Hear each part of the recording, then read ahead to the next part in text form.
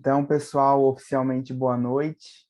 Está começando a mesa 10, Ensino de Língua Portuguesa 2, do evento do 17º CPEG, o Seminário de Pesquisas da Graduação do IEL da Unicamp. Eu sou Vitor Ostrom, fui convidado a ser debatedor nessa mesa hoje. Não sou da Unicamp, sou um membro externo, digamos assim, sou da Universidade Federal de Santa Catarina. Tenho dedicado as minhas pesquisas ao ensino de gramática, então acredito que essa mesa vai ser muito proveitosa, não só para os colegas que estão aqui, mas para mim também. Acho que vai ser muito bacana. Dei uma lida nos resumos e são trabalhos excelentes, de muita valia, então acho que compartilhar isso hoje nesse seminário vai ser muito, muito, muito importante. Temos alguns avisos antes de começar, só para ilustrar como vai ser a dinâmica da, da mesa, né? O ideal é que as pessoas que vão apresentar apresentem em 20 minutos para que 10 minutos sejam reservados às perguntas e o diálogo com a audiência, né? Então, ao todo, teremos, em média, 30 minutos de apresentação para cada trabalho. Como eu falei, o ideal é que se apresente em 20 e o debate se dê nos 10 minutos finais.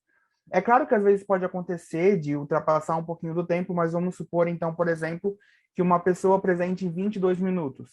Esses 2 minutos serão descontados, então, do debate final. Da mesma forma, caso uma pessoa apresente em 17 minutos, os 3 minutos que restaram ficarão para o debate. Então, é mais ou menos essa régua que a gente tem, mas quando tomando como ponto de partida os 20 minutos para a apresentação, assim que vocês estiverem falando por 15 minutos, eu vou avisá-los aqui na voz mesmo, que faltam 5 minutos para terminar os 20 minutos previstos, tá bom? Então vai ser...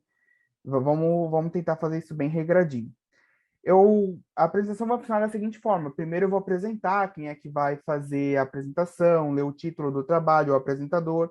A pessoa vai fazer a apresentação e logo em seguida a gente vai debater, tá? Alguns seminários trabalham, por exemplo, com debate ao final da mesa, só que na nossa dinâmica vai funcionar apresentação, debate, apresentação, debate, apresentação, debate.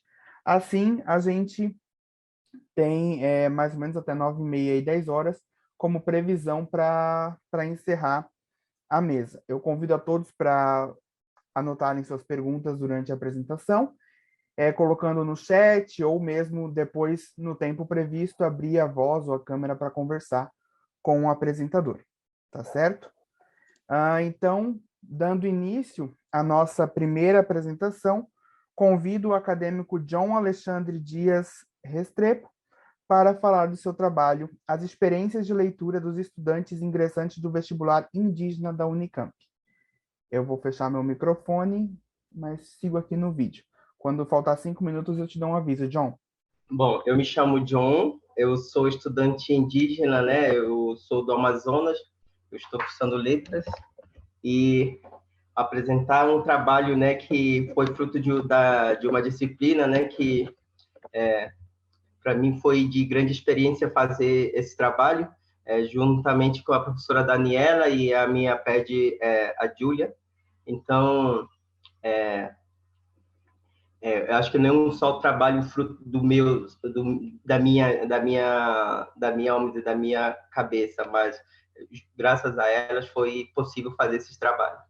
Bom, a experiência de leitura dos estudantes indígenas do vestibular indígena da Unicamp é o título do trabalho que foi realizado na disciplina LA 403D, né, que era Linguagem e Diversidade, Pesquisa e Ensino, que foi, como eu já disse, ministrada pela professora Daniela Palma.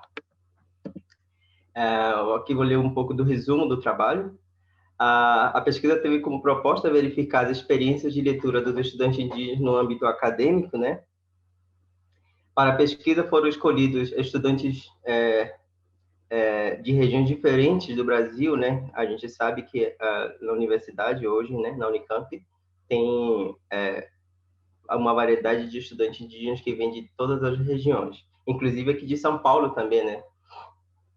Então, foram escolhidos uma estudante do curso de Engenharia Elétrica, que é indígena do Alto Rio Solimões, Amazonas.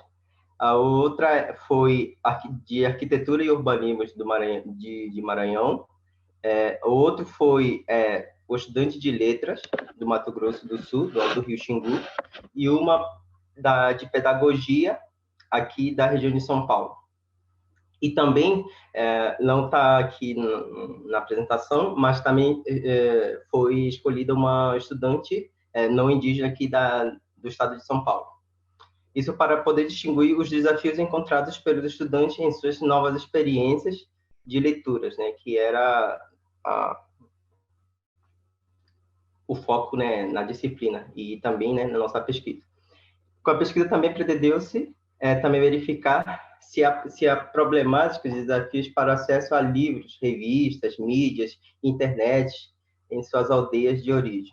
E, por fim, pretendemos também, né, na nossa pesquisa, verificar os desafios enfrentados na universidade e como a instituição tem acompanhado esses desafios, né, atendido à demanda dos estudantes aqui na Unicamp. Um dos objetivos da pesquisa foi verificar, né, como se dão as experiências de leitura nas suas aldeias, né, antes da chegada aqui na universidade, e verificar também os desafios de acesso às leituras, né, de cada estudante em suas aldeias.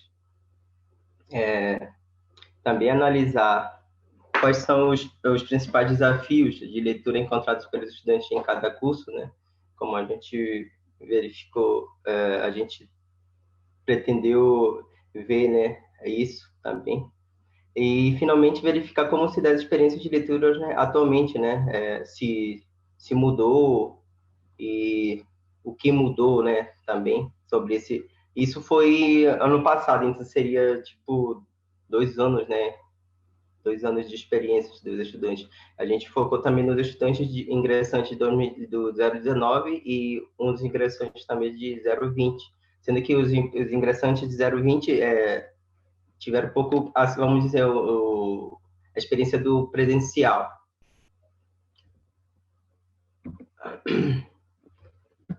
A nossa metodologia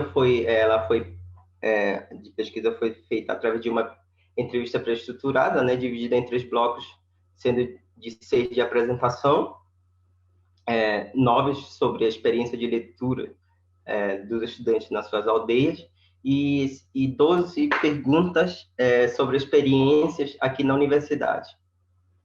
Também tivemos como base teórica também, né, o livro da professora Michelle Petit, também, né, a grande pesquisadora, né, sobre os jovens e a leitura, uma nova perspectiva. Nossa ênfase foi levada no segundo encontro, né, do capítulo livro, né, o que está em jogo na leitura hoje em dia. E também sobre o artigo das professoras, ainda não sei ler e escrever, alunos indígenas de suposto fracasso escolar, né, da escolar, que das professoras Ilma Regina e Marilda Moraes. E também sobre o livro do professor Brian Street, Perspectivas Interculturais sobre o Letramento, Filologia e Linguística Portuguesa. A nossa hipótese será que o uso frequente da língua portuguesa o novo ambiente, a nova forma de ler e o contato com as novas culturas tem afetado as suas novas experiências de leitura? Como e por quê? Bom, para a gente alcançar nossos objetivos, né, como era verificar como se dão as experiências de leituras nas aldeias, verificar os desafios ao acesso às leituras de cada aldeia do entrevistado, foi, né, se na cidade ou na aldeia em que o estudante vivia, né, tinha uma biblioteca, como foi o seu primeiro contato, se foi na língua portuguesa, se não foi na língua indígena.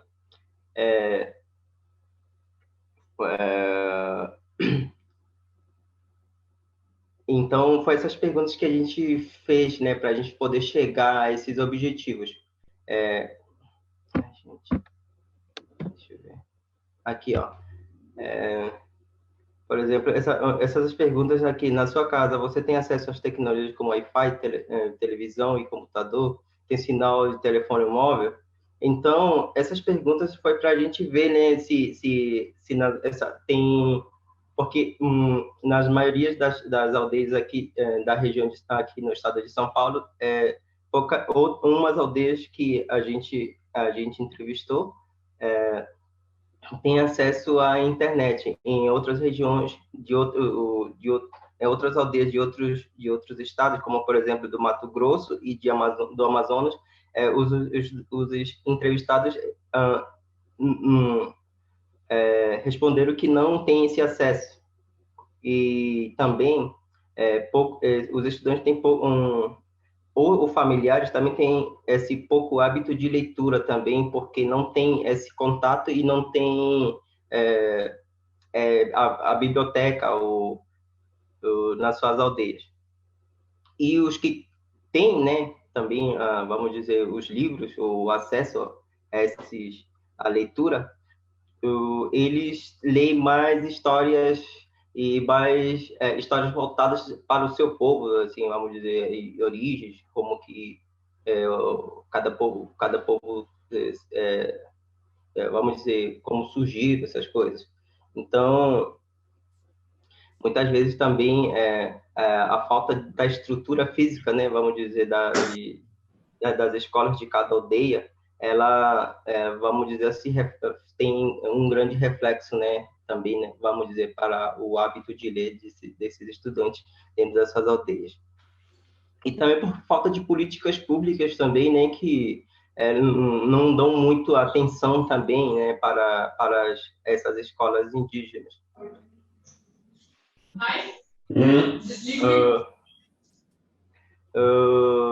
Também a gente fez analisar quais dos objetivos, né, foi analisar quais os principais desafios de leitura encontrados pelos estudantes em seus cursos. Aí foi quais eram suas expectativas do curso antes de iniciar e qual foi o seu maior desafio, né, com novas experiências de leitura encontrada por você aqui dentro da universidade. Foi uma das perguntas que foi feita, né? Se era mais fácil eles lerem em língua portuguesa ou na língua indígena, né? E era para responder o porquê, né? Se era na língua portuguesa ou na língua indígena. E qual era o seu nível, né? Eles se autoavaliarem, né? Qual era o nível, né, que eles de 0 a 10, para eles verem, né, em que nível eles se mantinham agora, né, aqui depois de ter ingressado na universidade. Bom, a maioria, as expectativas dos estudantes antes de entrar aqui na universidade foi que cada um tem uma satisfação pessoal, né? Cada um tem os seus objetivos e cada um tem, vamos dizer, uma razão para estar aqui na universidade, que vim em busca de conhecimento e voltar para as aldeias para ensinar o que aprenderam aqui na universidade. Bom, essa questão se é mais fácil eles assimilarem, né, vamos dizer, o aprendizado dentro da universidade na língua portuguesa ou na língua indígena, me chama muita atenção, porque vamos dizer, dos poucos que a gente entrevistou, percebemos que os estudantes, vamos dizer que a maioria deles, apesar de ter nascido nas comunidades indígenas, eles já tiveram um contato com a língua portuguesa, já tiveram contato desde criança. Só que um dos estudantes que chamou mais atenção é que ele teve contato com a língua portuguesa já após os 15 anos, né, que é do curso de letras. Então, ele tem uma dificuldade muito, vamos dizer, mais dificuldade do que os próprios estudantes que já começaram a falar a língua portuguesa desde criança. Apesar que esses estudantes que já tiveram contato com a língua portuguesa desde criança, apesar de ter esse início mais pequeno, eles têm um vocabulário muito limitado, porque eles começaram a falar aquele português que eles foi aquele português que é só falado dentro da comunidade. Vamos dizer, não é um português com um vocabulário muito amplo. Então, a maioria dos estudantes tem um vocabulário muito limitado.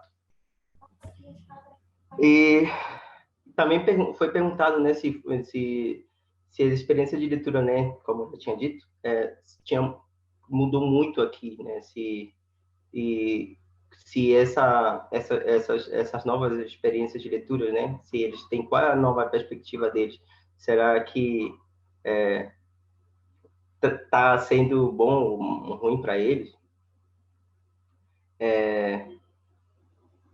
E também, né, percebemos que, apesar de eles, como eu disse, né, eles lerem apenas livros que falem sobre as suas realidades, né, locais, eles também se deparam com livros, vamos dizer, com livros que eles não imaginavam que existissem, né, vamos dizer, muito teóricos, assim, de pesquisa mesmo. Então, isso também dificulta muito eles, né.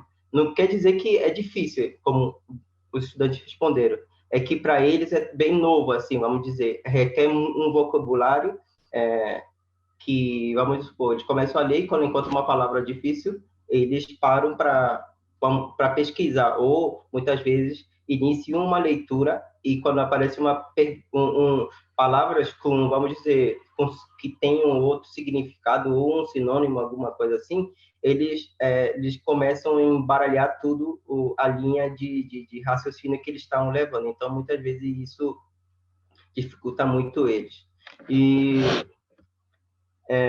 muitos também falaram sobre que apenas estão em tempo de adaptação e futuramente pretendem aprimorar, né, esse novo aprendizado.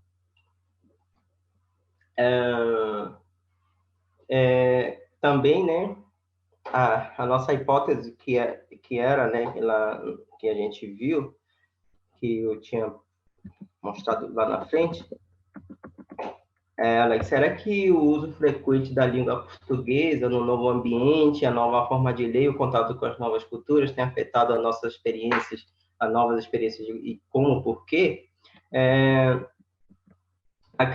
Acreditamos, né, que através da nossa pesquisa foi possível verificar, né, que o novo ambiente e a nova forma de ler, o novo contato com as novas culturas, tem afetado, sim, essas novas experiências desses estudantes.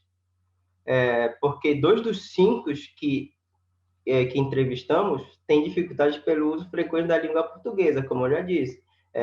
Um deles, né, vamos dizer assim, já teve contato já adulto, depois dos 15 anos, como eu já tinha. Só que ele apresentou que, ele na sua entrevista, nos disse que se o curso fosse ministrado na língua indígena, né, como ele aprendeu na língua dele, assim como ele foi alfabetizado na língua dele, se fosse assim o curso, né, ele falaria que estaria, vamos dizer, tudo bem, já estou terminando, ia levar o curso, vamos dizer, tudo por igual. Ele só fica um pouco atrás porque, para ele, ainda, vamos dizer, ele tem essa dificuldade de interpretar e por ter um vocabulário muito limitado. E também, né, isso, como eu disse, a estrutura física também das escolas indígenas também, eu acho que tem refletido já, né, diretamente, consequentemente, ao futuro de cada estudante indígena aqui na universidade. Eu te coloquei essas imagens aqui já para finalizar também, né? Vamos dizer que as escolas indígenas também nem sofrem essa precariedade dessa estrutura física de escolas também. Muitas vezes que, como eu já disse, né, é por falta de políticas públicas e porque às vezes essas demandas não são atendidas, né, pelos líderes indígenas. Então, são umas imagens para vocês conhecerem, né, como é as nossas escolas indígenas e em contrapartida, né, também as escolas das grandes cidades. E, gente, é isso. Espero que tenham gostado. Muito obrigado. Ótimo, John. Parabéns pelo teu trabalho. Vou só colocar aqui um cronômetro de 13 minutos para a gente começar o debate. Eu achei o teu trabalho muitíssimo interessante, tá? Desde o resumo eu já vi a carga importantíssima que esse trabalho apresenta. Eu acho que a gente precisa mais do que nunca falar sobre educação indígena, línguas indígenas de modo geral. E essa tua pesquisa em leitura, acho que ela é de, importante demais para a nossa compreensão, principalmente enquanto acadêmicos de letras e linguística, né? Olhar para esse ponto, eu acho que é muito importante, porque a gente não pode ignorar que o Brasil tem várias aldeias, a gente não pode ignorar os estudantes indígenas que vêm para as universidades, para as escolas, porque é muito importante a gente ter esse tipo de informação. Então, eu acho que o teu trabalho tem um peso bem legal e eu acredito que isso seja muito importante. Eu adorei a tua metodologia de comparar, fazer essas perguntas para pessoas indígenas, mas também para pessoas não indígenas, para ter esse dado, essa comparação, jogar essas duas informações e trabalhar em cima delas. E deixa eu ver o que mais eu ia falar aqui, que eu tenho aqui anotado.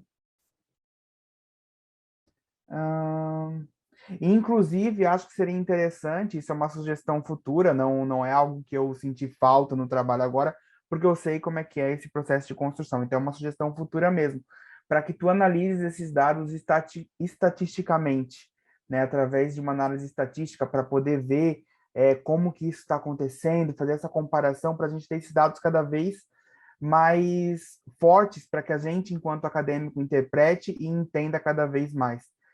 É, no meio aqui dos meus comentários, eu falei que queria ver as perguntas da pesquisa, mas isso tu apresentaste muito bem, já sanou a dúvida tranquilamente. Achei muito interessante. E outra sugestão que eu te daria também é caminhar um pouquinho, talvez, para a área de psicolinguística, para ver se processamento de leitura pode ser interessante para ti no futuro. Mas isso é claro, mais para frente. Também não é algo que eu senti falta agora. Acho que a pesquisa tá muito bem encaminhada e te agradeço por compartilhar conosco, porque foi realmente muito, muito, muito bom. Bom, alguém teria algumas perguntas na audiência, alguma coisa tipo assim? Deixa eu ver o chat aqui se tem alguma coisa. Ó, o pessoal está te parabenizando, John, dizendo que o trabalho é essencial para a universidade.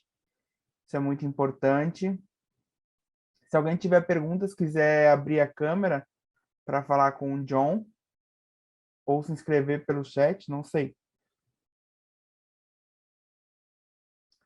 Se ninguém tiver, eu tenho uma. Bom, já que ninguém se manifestou, eu vou fazer minha pergunta, então, John. Queria entender melhor. Ah, peraí, que tem uma pergunta aqui da Júlia. Ó, queria perguntar como foi para o John fazer essa pesquisa, considerando que ele é indígena. Se fez ele pensar sobre as suas próprias práticas. E aí, John? Bom, olha, primeira coisa é que quando veio vamos dizer, essa ideia de fazer esse trabalho, foi pensando como pelas minhas práticas, né, pela minha realidade, pelo que eu vivi, pelo que eu vivi lá na minha aldeia e o que vem refletindo, né, hoje em dia na universidade. Eu acho que as perguntas foram, vamos dizer, baseadas em mim mesmo, sabe? Eu me pus no espelho assim e ver, olha, o que eu vou perguntar para essa pessoa, para o John? Porque se quando eu fui vendo assim comparações, eu acho que as perguntas que eu me fazia, essas perguntas também eram muito parecidas às perguntas que eu iria fazer para o meu, vamos dizer, para o meu corpus que estava pesquisando. Então, é, acho que essas perguntas são basicamente, vamos dizer assim, são um reflexo da minha realidade, para mim poder compartilhar um pouco e mostrar um pouco de mim e um pouco sobre o que, né, os estudantes em si estamos, de que forma estamos enfrentando, vamos dizer, essas dificuldades aqui na universidade. Ótimo. Eu acho que a gente sempre traz para os nossos trabalhos um pouco da nossa identidade, né, John? Então, acho que foi muito bacana esse teu relato. A minha pergunta é a seguinte: eu queria entender mais sobre os dados, de comparação entre os entrevistados indígenas e a entrevistada não indígena. Queria que tu me falasse um pouquinho mais sobre eles, assim, o que que tu percebeu de diferença, qual foi, assim, algo que talvez para ti tenha Sim, chamado mais atenção. sim. Bom, eu escolhi, vamos dizer, poderia ter escolhido mais, mas eu tinha escolhido 3 estudantes não indígenas aqui de São Paulo, né? Eu escolhi uma estudante do curso de engenharia química, foi outro do curso da ciência da computação, e uma estudante que estava se formando em ciências sociais. Só que no final eu acabei escolhendo só uma, né, também para poder colocar nos dados, mas assim vamos dizer que nos que eu tinha escolhido, dos 3 que a gente que eu mandei, né, fiz a entrevista, percebi que todos os estudantes têm uma família, né, que já tem um hábito de ler, né, desde os pais já liam para a criança desde para o filho. Vamos dizer que a família tem esse hábito de ler de jornais, já tem uma televisão, tem acesso à internet, tem o tablet, o telefone. Então, a leitura em si, ela já é cotidiana para as famílias que estão inseridas aqui, vamos dizer, no contexto mais urbano, vamos supor. E também, né, as entrevistadas também sempre falam que nas escolas também já tem, vamos dizer, bibliotecas e salas de informática também já instaladas dentro das escolas. Em contrapartida, nas escolas indígenas, a gente nem sequer uma escola tem. Mas, assim, como por isso que as imagens que eu mostro no final, é importante, né, ver, porque eu vi numas escolas que é muito parecida como essas, em que acho que a força de vontade de você estudar é maior do que você realmente estar numa escola de grande estrutura, mas sim aquela vontade de você querer aprender é muito grande. Então, mas eu acho que essa força de vontade também, ela muitas vezes, a gente encontra muitas barreiras, né? Por exemplo, a gente, como eu falo assim, apesar de ter um contato desde criança à língua portuguesa, eu tenho um vocabulário muito limitado. Muitas vezes, vamos dizer, os trabalhos acadêmicos nos requer muito um vocabulário muito mais amplo, vamos dizer assim, no mundo científico. Então, isso acaba muitas vezes me dificultando. Apesar de eu falar um português, vamos dizer, por isso que eu falo, assim, às vezes eu peço desculpa, porque não sei se eu estou falando português correto, mas, assim, às vezes eu me sinto envergonhado. Mas, às vezes, eu digo e paro e penso assim, olha, se eu já estou aqui, é porque eu já sou um grande vitorioso. Então, falando certo ou não, eu acho que o que eu estou fazendo como papel, como cidadão, como indígena aqui da universidade, para mim já é muito gratificante. Então, é isso. E também, eu acho que o contato vamos dizer, a gente indígena se diz bilíngue porque a gente tem um contato com a língua portuguesa e a nossa língua indígena. Já os estudantes que não são indígenas, do estado aqui de São Paulo que a gente entrevistou, eles já têm mais um contato com a língua portuguesa, a língua inglesa e a língua espanhola. E, às vezes, né, aqui na academia, a gente também recebe alguns a maioria, os estudantes também relataram que os estudantes recebem, às vezes, né, livros ou postilas para estudarem em outras línguas. Já é difícil aprender a língua portuguesa, aí fica mais difícil ainda quando os estudantes recebem livros para estudarem ou vamos traduzir em outras línguas, que é a língua inglesa, né, que mais falaram para nós, que recebi na entrevista foi a língua inglesa que receberam e fica mais difícil, né? É isso. Nossa, John, mas nem te preocupa com o teu português, porque tu apresentaste de forma muito boa, muito clara. Eu compreendi tanto o teu trabalho falado quanto o teu resumo de forma excelente, então nem te preocupa com isso. O teu relato me faz perceber o quanto a gente ainda está longe de falar de fato, uma sociedade que inclui uma sociedade diversificada, né? Diversificada a gente só que falta muitas políticas públicas que deem conta da diversidade que a gente está inserido, né? Então, acho que assim, que o teu relato é excelente para que a gente reflita sobre esses pontos. Agradeço demais a tua apresentação. Acho que o público inteiro gostou bastante também. Ó, a Daniela que está falando que foi ótimo, que esse trabalho é o seu passo inicial em um longo futuro caminho como pesquisador. E eu assino embaixo, Daniela, concordo com você. O John arrasou.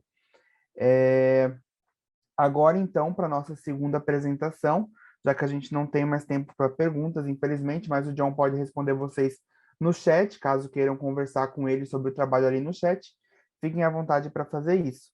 Agora, a nossa segunda apresentação é a seguinte: a prática da análise linguística em uma sequência didática sobre o gênero resenha. E as acadêmicas responsáveis por esse trabalho são Laura Ambrust Castanho de Mello, Clara Mota de Souza Pinto, Alice Prates Martins e Raíssa Clark, desculpa, Roncharik. Zirik. Como é que se pronuncia, Raíssa? Roncharik. Isso. Hantzak Cesariane. Eu costumo também ter problema com a pronúncia do meu sobrenome, então eu te entendo. Mas muito chique teu sobrenome, como aqueles colocou aqui no chat. Bom, vocês têm 20 minutos para apresentar o trabalho de vocês. Eu vou desligar aqui meu microfone, mas permaneço em câmera para vê-las. Boa noite, então, pessoal. Esse é o nosso trabalho que a gente produziu em conjunto, pensando num público-alvo de primeiro ano de ensino médio, a partir dos conteúdos que a gente mobilizou na disciplina de análise linguística, que a gente teve o ano passado com a Márcia Mendonça. Nosso trabalho, então, é uma sequência didática que vai trabalhar resenha crítica. Ele foi desenvolvido em 5 pessoas, então, eu, a Clara, a Laura, a Raíssa e mais um colega nosso, Luiz Fernando, que hoje não pôde participar, mas que também ajudou a gente a desenvolver esse projeto. Bem, de maneira geral, a gente queria contextualizar um pouco o conceito de sequência didática, para quem não está familiarizado. Sequência didática é um conceito desenvolvido pelos autores Joaquim Dolls, Michel Noverras e Bernard Chinelgui. É um conceito muito interessante para mobilizar em sala de aula, em turmas dos mais variados anos, para ensinar a expressão oral e escrita. E a sequência didática tem algumas características principais, que primeiro, trabalhar sempre com gêneros discursivos, então a SD sempre tem a finalidade de ensinar os alunos a dominarem um gênero textual ou oral, e ela se estrutura de uma maneira muito característica que está aí na tela, né? Um esqueminha. Então, como que isso acontece? Normalmente, o professor, né, ou a professora, apresentam uma situação de comunicação específica para os alunos, bem detalhada, e aí os alunos têm que produzir inicialmente, né, fazer essa produção inicial de um gênero, né, a partir dessa descrição detalhada que o professor vai dar. Então, suponhamos, por exemplo, no gênero resenha, o professor apresenta uma situação em que uma resenha precisa ser feita, e com o conhecimento que os alunos já têm, sem nenhum tipo de intervenção do professor, eles produzem esse texto inicial. Esse texto inicial vai servir como um diagnóstico para o professor avaliar quais problemas, quais dificuldades os alunos apresentaram no domínio desse gênero.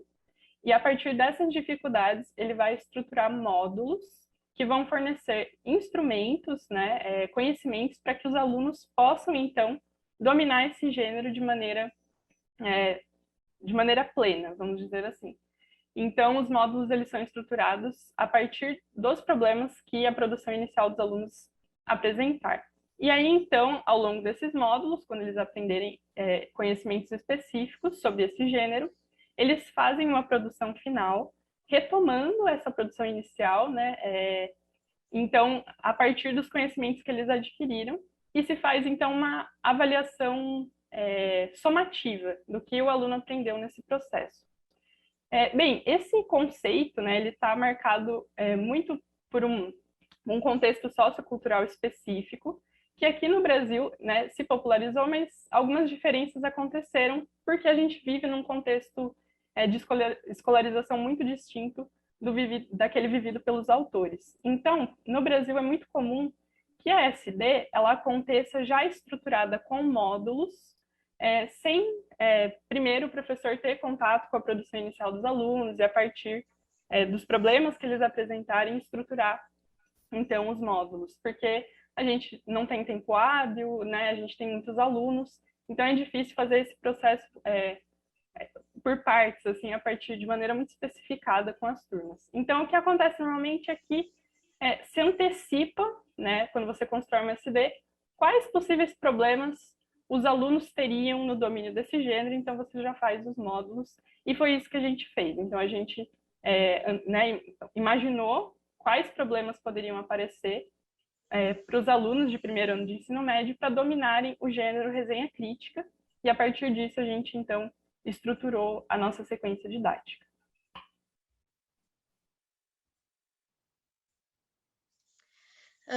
Então, um dos focos da nossa SD é a prática de análise linguística. E para análise linguística, a unidade básica de ensino é o texto, não são palavras ou frases soltas, como acontece no ensino tradicional de gramática. Então, a gente trouxe aí uma tabela que compara o ensino tradicional de gramática com as práticas de análise linguística, mas não vai dar tempo de passar por todos os pontos, então eu queria só focar em alguns, que para o ensino tradicional de gramática, o foco, né, é a norma padrão. Então, os conteúdos gramaticais, eles são abordados de uma forma bem isolada, como um objeto de ensino, né? E existe uma fragmentação entre os eixos de ensino. As aulas de gramática não necessariamente se relacionam com as aulas de produção de texto ou com as aulas de redação na escola. Às vezes, nem é o mesmo professor, enfim, são outras propostas, né? E para análise linguística, a utilização da língua é o objeto de ensino. Então, ela integra todos esses eixos de ensino e ela vai muito além de só rotular as estruturas gramaticais ou corrigir os textos, de meio que fazer essa higienização do texto, buscando adequar a ortografia e a gramática à norma padrão. Então, essas práticas de análise linguística, elas buscam, na verdade, promover uma reflexão sobre os fenômenos linguísticos e em todas as suas manifestações, que são os discursos, né, segundo Geraldi. Mas, por mais que exista um contraponto entre a análise linguística e o ensino de gramática tradicional, a análise linguística ela não quer excluir a gramática da sala de aula, né? Pelo contrário, a Mendonça diz que a análise linguística surge como uma alternativa complementar às práticas de leitura e de produção de texto. Então, essa reflexão que ela promove sobre os fenômenos linguísticos, ela deve ser feita de uma forma bem explícita e sistemática, né? Para que ela possa cumprir esse papel de ajudar no desenvolvimento das habilidades tanto de leitura quanto de produção de texto dos alunos. Então, de novo, para análise linguística, a unidade de ensino é o texto, e foi isso que a gente tentou buscar na nossa SD em todos os módulos, né? Esse caráter mais reflexivo e interacional da linguagem. Agora eu vou apresentar aqui a nossa SD, vou passando rapidamente aqui pelos módulos. Bom, aqui está o sumário, né? A nossa estrutura. Peraí, pronto. Gente, por que a seta não está funcionando? Desculpa. E a gente fez uma apresentação inicial aqui, e aqui a gente colocou os objetivos específicos, então, desde a apresentação do gênero até a produção final.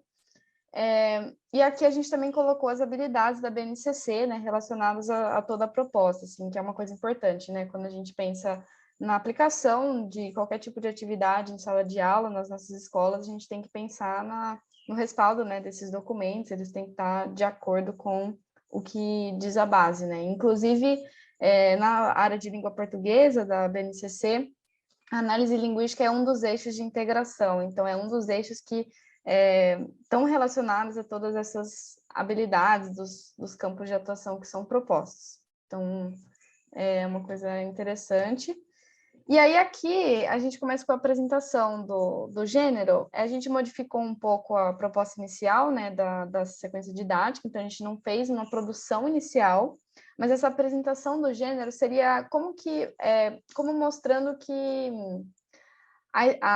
o gênero resenha, ele está presente no nosso dia a dia como com um protogênero, assim, que a gente faz quando a gente lê algum livro ou a gente vê algum filme, a gente conversa com alguém, né?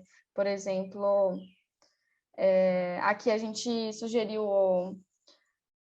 assistiu o documentário Dilema das Redes e leu uma resenha sobre ele, e a gente fala assim, fale com o seu colega, o que você entendeu e o que você sentiu quando você leu, alguém dando uma opinião sobre isso. Então, mais uma apresentação por cima, e aí a gente chega nessa conclusão, né? Quer que os alunos cheguem nessa conclusão de que a gente tem esse tipo de conversa e que isso tem uma característica semelhante ao gênero que a gente quer trabalhar, mas que ele vai ser mais sistematizado, né? Dali para frente nos módulos.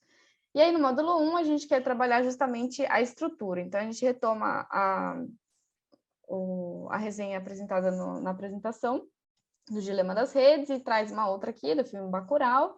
E a gente faz umas atividades de comparação e aqui traz uma parte mais teórica, assim, da estrutura. Então, a apresentação, a descrição, a avaliação, a recomendação, que está presente, e a gente faz diversas perguntas e também traz mais detalhes, a gente até faz umas brincadeiras aqui, umas tirinhas sobre spoiler, né, quando a pessoa vai fazer a descrição do que está acontecendo. E aí existem essas funções, esses exercícios aqui para comparar, qual a função de cada parágrafo no texto, então fazer meio que destrinchar cada uma das resenhas. Avaliação, né, a trabalhar também a argumentação, que é uma coisa importante na resenha, então, passando por cima aqui, esse é o objetivo geral desse módulo. E aí, como atividade final, a gente propõe que eles realmente destaquem no texto o que eles consideram cada uma das partes da estrutura, né, porque nem sempre está na mesma ordem exatamente, mas todas elas estão presentes. Bom, então, se no primeiro módulo a gente fornece instrumentos, né, conhecimentos para o aluno entender um pouco mais sobre a estrutura do gênero resenha, no segundo módulo a gente construiu para que os alunos possam ter acesso a instrumentos de como analisar, ler obras, tanto escritas quanto audiovisuais. Então, nesse módulo, a gente vai apresentar alguns aspectos de obras audiovisuais e literárias, para que eles possam, nas atividades, observar com olhos um pouco mais críticos, né? Sair um pouco do achei bom, achei ruim, né? E saber destrinchar um pouco algumas características dessas obras. Então, a gente fala para eles um pouco sobre o que é enredo, a gente vai mostrar também o que são personagens, o que significa o tempo da narrativa, o que significa a ambientação, o que é um narrador. A gente traz daí também alguns aspectos mais específicos de narrativas audiovisuais, um vocabulário um pouco mais técnico. Então, o que significa falar sobre a fotografia de um filme, a cenografia, figurino, trilha sonora, atuação. Então, para munir os alunos assim desse vocabulário um pouco mais técnico, desse olhar um pouco diferenciado. E aí, ao final desse módulo, a gente propõe que eles façam uma resenha do curta Happiness, e aí a gente propõe situações de produção diferentes. Então, uma situação de produção seria, por exemplo, eles fazerem uma resenha para um site de música, ou um site de fotografia, ou um site de moda, sobre esse curta. Então, dentro de contextos de produção diferentes, eles enfatizariam aspectos diferentes dessa narrativa audiovisual. Então, essa é a atividade desse módulo.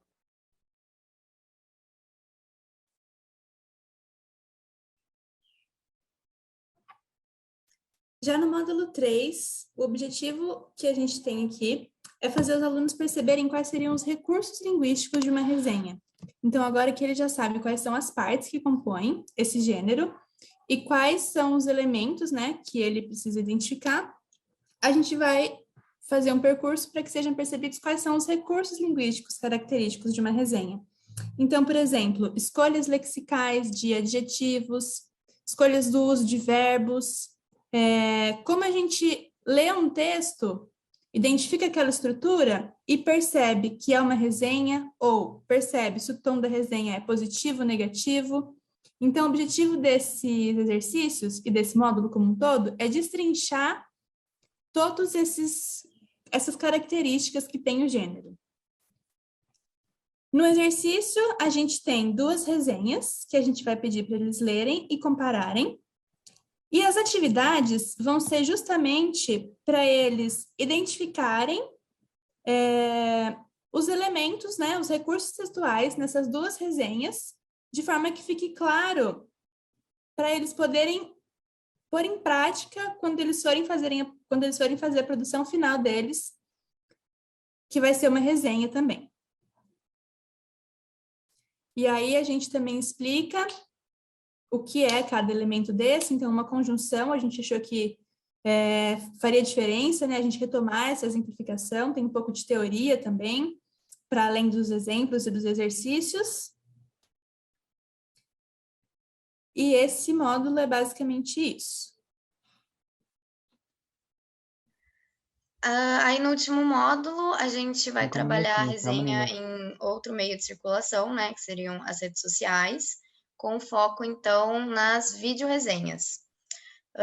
Aí, na primeira atividade, a gente traz um exemplo, né, tirado do Instagram, a gente trouxe alguns prints, e a legenda do post embaixo, e a gente quer que eles relacionem alguns pontos com as resenhas escritas do que eles já trabalharam até aqui, né, para reforçar todas essas características do gênero que eles já viram.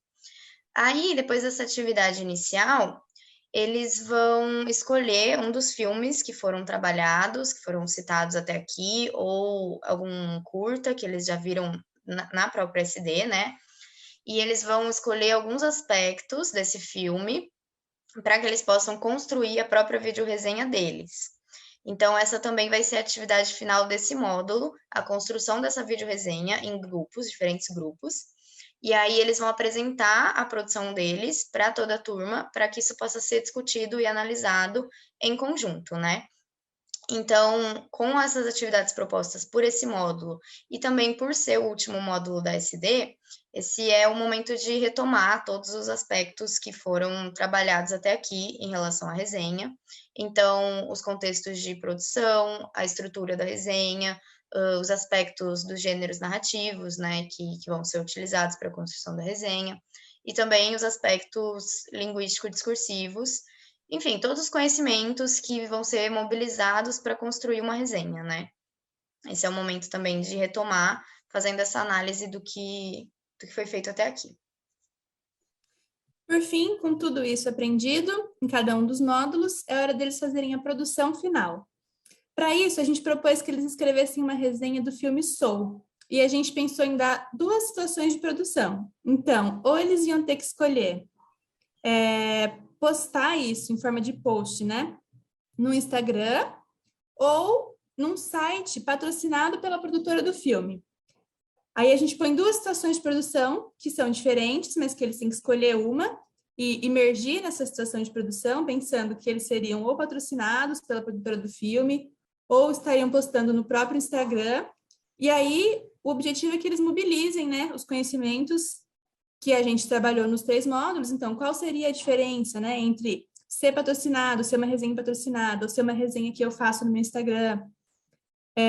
Quais são os elementos lexicais de uma resenha, a estrutura, enfim, que ele mobilize tudo isso para escrever aqui, a partir dessa escolha, uma resenha. E a gente fez isso pensando também na proposta de redação que costuma ser o vestibular da Unicamp, né, que tem essas situações de produção, E a gente trouxe uma grade de correção para o professor que for aplicar essa SD, para ele se basear nos critérios de correção que a gente pôs aqui. Então, a gente levou em conta não só a estrutura do gênero, que é muito importante, mas também os recursos linguísticos, que foi uma coisa que a gente trabalhou no módulo 3, os meios de circulação e interlocução, a linguagem, a coesão e a coerência. É importante a gente ressaltar que a gente passou muito rapidinho na sequência didática por causa do tempo, mas que se vocês quiserem ter acesso a esse documento ou tirar dúvidas, vocês podem deixar aqui no chat o e-mail de vocês, que a gente manda para vocês poderem ver com mais calma e mais detalhes. E é isso, a gente agradece a todos. Meninas, ótimo, que trabalho incrível, tá? Eu adorei, eu já sou uma das pessoas candidatas a receber esse material no meu e-mail, logo já vou colocar aqui no chat. Então, quando eu recebi o resumo de vocês, eu vi assim que trataria de uma sequência didática, de uma resenha, e logo me interessei, porque quando eu trabalhava com escola, hoje eu não estou fazendo isso porque eu estou me dedicando exclusivamente ao mestrado, e de eu ganhar bolsa não posso exercer outra atividade, mas quando eu trabalhava na escola, eu lembro do quanto eu gostava de trabalhar com resenha, porque eu acho que trabalhar com resenha é muito mais do que trabalhar só o texto, né? A gente trabalha capacidade argumentativa de um aluno, porque não é só resumir, a gente trabalha outras questões da questão interdisciplinaridade da língua portuguesa, né? Que a gente pode trabalhar recursos da arte, recursos da sociologia, recursos, enfim, de várias outras matérias. Sociologia não tem ensino fundamental, mas podemos trabalhar ali outras questões de história, geografia, enfim. Essas coisas podem aparecer na resenha mostrando como a língua portuguesa pode ser interdisciplinar. Eu achei maravilhoso como vocês contextualizaram primeiro a sequência didática, trazendo todo esse arcabouço teórico. Convido vocês também, isso não é uma crítica, é uma construção para a gente que construir conhecimento juntos, a visitarem outros conceitos de sequência didática também. Esse de Dawes é um dos mais usados, eu acho que o mais usado, o mais famoso, né? Mas tem também Zabala, que fala sobre isso num livro de 1998, se não me engano, o nome do livro é Como Ensinar, eu tenho ele aqui. Depois, se quiserem, também eu posso passar para vocês. Isso, a prática educativa, como ensinar. Então, eles também falam um pouco sobre sequência didática de uma perspectiva um pouco diferente. Eles fogem um pouquinho, não completamente, mas fogem um pouquinho dessa relação com o texto e mostram como aplicar a sequência didática no ensino de gramática também. E eu acho que é bastante importante a gente ter esse tipo de amplitude, né, no nosso repertório, assim. O que eu tinha para comentar além disso, que eu anotei aqui...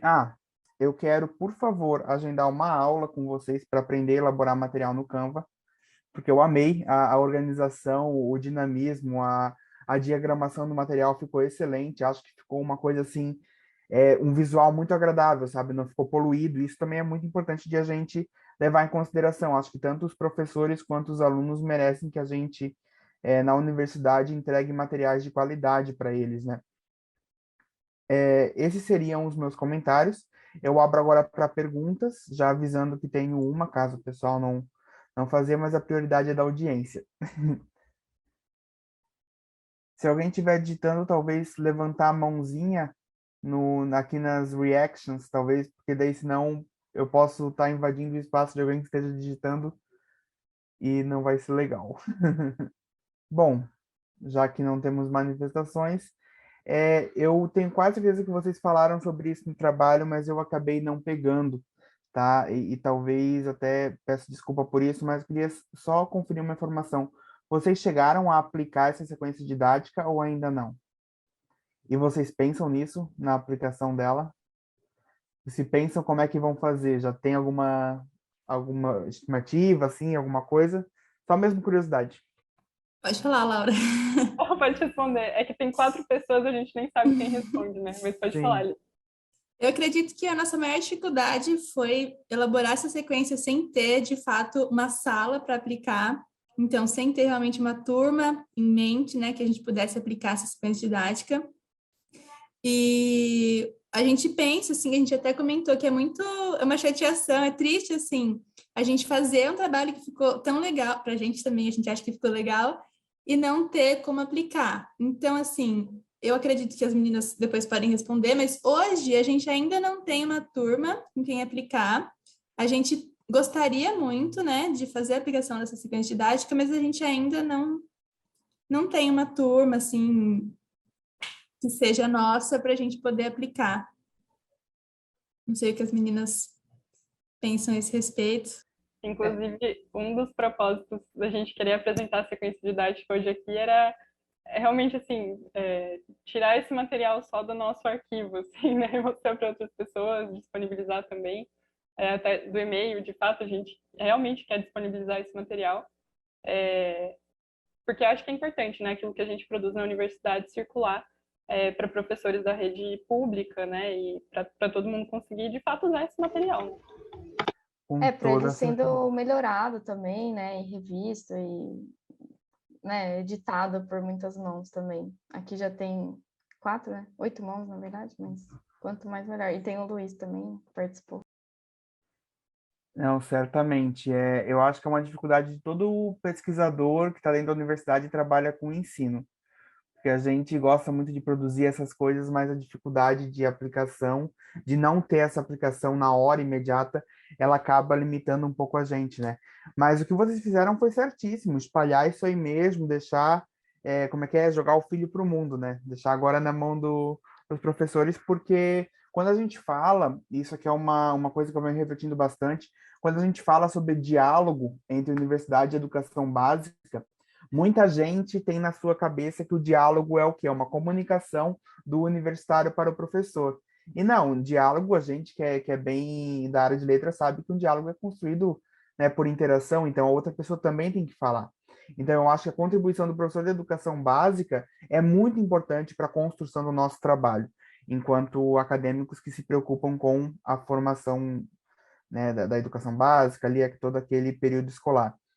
É, tem uma outra coisa que eu ia comentar. Que além dessas adaptações, né, eu acho que uma coisa importante de ser vista, assim como vocês colocaram no próprio conceito de sequência didática que vocês abraçam, que as questões linguísticas que os alunos possuem devem ser consideradas. Então, por exemplo, o aluno escreveu uma resenha crítica e a maior problemática que a gente percebeu na turma foi no quesito de argumentação. Então, vamos trabalhar mais isso durante essa sequência, porque é o que está sendo o que precisa ser visto aqui.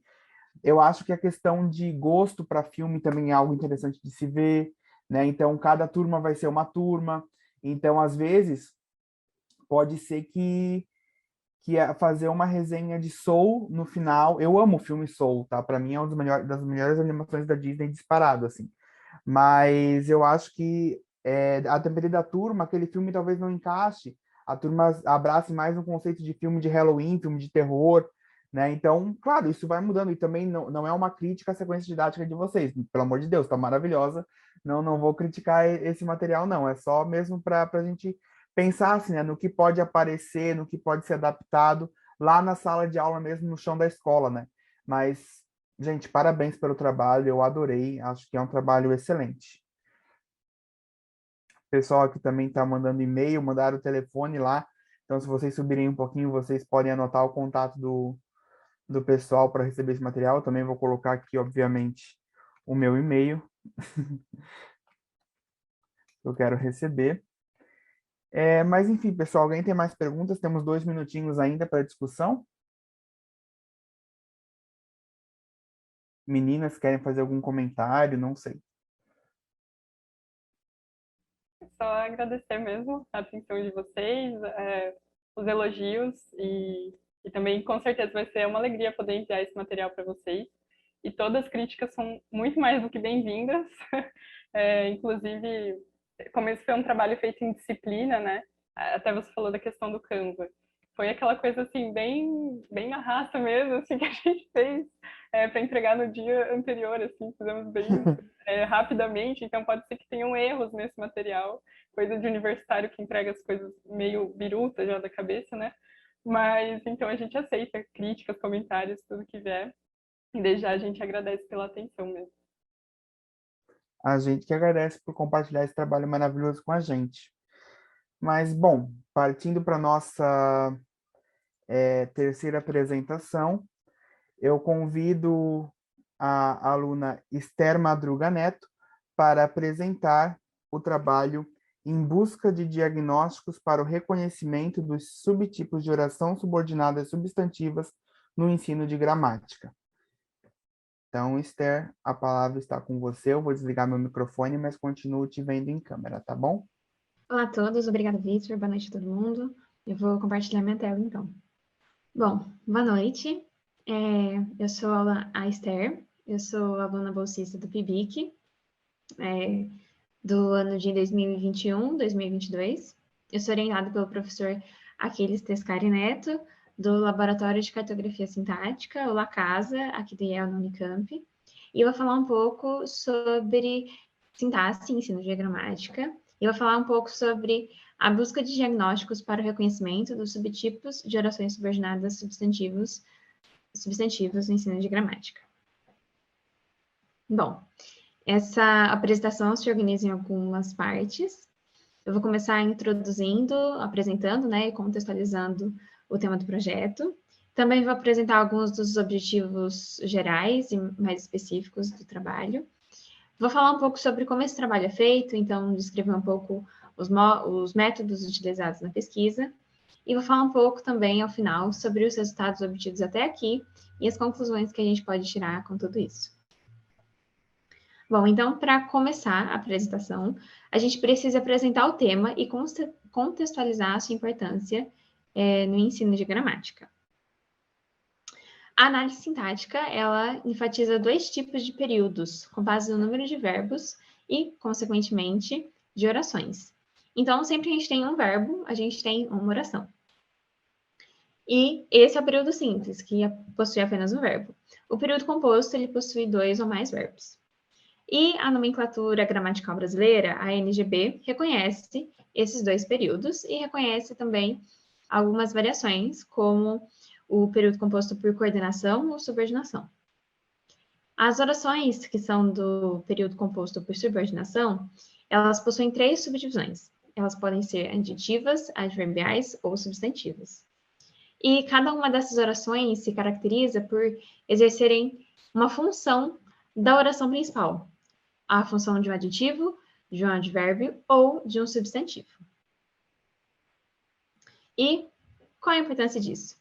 O ensino das orações subordinadas faz parte do planejamento curricular dos anos finais do ensino médio, do ensino fundamental, e do ensino médio.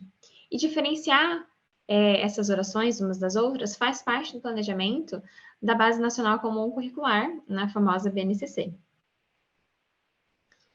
Por isso, a gente entende, né, que essas orações elas possuem subtipos, e trabalhar com essas subdivisões não é uma tarefa fácil, nem para o professor, nem para o aluno. Por isso, a gente precisa ajudar tanto o professor como o aluno. Então, é necessário pensar em um ensino de gramática que torne os nossos alunos protagonistas dos seus estudos acerca da linguagem. Eles são falantes da língua portuguesa, eles precisam conhecer melhor essa língua, conhecer também formas deles falarem, deles nomearem acerca dos seus próprios conhecimentos. Por isso, a gente pensa em adotar a análise sintática crítica, que, como Tescari Neto pontua, tem como objetivo criar condições para um efetivo empoderamento dos alunos, ou seja, que os alunos sejam capazes, sejam empoderados e isso aconteça de uma forma produtiva, a partir da tomada de atitude por parte dos professores, dos formadores, a serem colocados na posição de sintaxistas. Então, a gente não quer que o aluno apenas receba todo esse conhecimento e acerte questões numa prova, numa atividade em sala de aula. A gente quer que os nossos alunos conheçam a língua que eles falam, conheçam as estruturas dessa língua e possam questionar, possam estudar acerca disso, além do contexto escolar. Por isso, a gente tem alguns objetivos com esse trabalho. O objetivo principal desse trabalho é oferecer tanto aos alunos como aos professores instrumentos diagnósticos para que eles possam distinguir entre os diversos subtipos das orações subordinadas substantivas. Alguns objetivos mais gerais desse trabalho são o de tornar os alunos agentes da análise sintática crítica e de munir de ferramentas metodológicas os professores, para auxiliá-los no trabalho deles de pesquisadores. Então, como todo mundo aqui sabe, professor nunca deixa de estudar. E professor deve, sim, se capacitar e conhecer mais a língua e pesquisar mais sobre isso. Então, a gente pretende ajudar os professores a se munirem de metodologias, de estudos sobre a linguagem, para que eles possam crescer, se desenvolver melhor e serem professores cada vez melhores. E a metodologia desse trabalho, então, ela pretende fazer uma revisão de literatura. Então, a gente vai fazer uma pesquisa junto a manuais de análise sintática e gramáticas, tanto descritivas quanto normativas da língua portuguesa, com o objetivo de colher os instrumentos diagnósticos. E a gente também pode colher com isso definições e diferenciações. Muitas vezes, em uma gramática não vai estar bonitinho, por exemplo, para você diferenciar as subjetivas das predicativas, faça tal coisa. Normalmente, a gente pode encontrar uma definição de um dos subtipos das orações que vai tornar o nosso entendimento sobre aquele subtipo ou aquela oração específica muito mais claro e vai ajudar os alunos, os professores, a diferenciar essas orações. Então, agora eu vou falar um pouco sobre alguns resultados que já foram obtidos até aqui. Por enquanto, como o trabalho começou agora em setembro, eu pesquisei bastante na gramática normativa do Rocha Lima, e os 2 instrumentos diagnósticos que eu vou trazer foram encontrados nessa gramática. Então, o diagnóstico número 1, ele tem por objetivo diferenciar as orações subjetivas das demais. E como ele faz isso? Ele fala que, normalmente, há um esquema de formação dessas orações. Os verbos na oração principal são de conveniência, dúvida, ocorrência ou efeito moral, e se apresentam na terceira pessoa, seguidos de que ou na voz passiva. Então, eu vou colocar aqui um exemplo, que é sucedeu que todos se retiraram ao mesmo tempo. Então, sucedeu é um verbo que está na terceira pessoa e ele denota ocorrência. Então, sucedeu que todos se retiraram ao mesmo tempo. Sucedeu é a oração principal, formada pelo verbo sucedeu. E que todos se retiraram ao mesmo tempo é a oração subordinada substantiva. Subordinada substantiva subjetiva, no caso.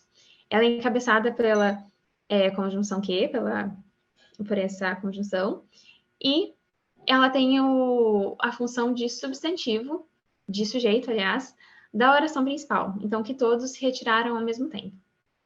No exemplo 2, a gente tem a mesma coisa. Conta-se, também é um verbo de ocorrência, que ele já esteve preso. Então, também tem essa estrutura, encabeçada a oração subordinada é encabeçada pela proposição que, e essa oração, ela está agindo como um sujeito da oração principal, que ele já esteve preso.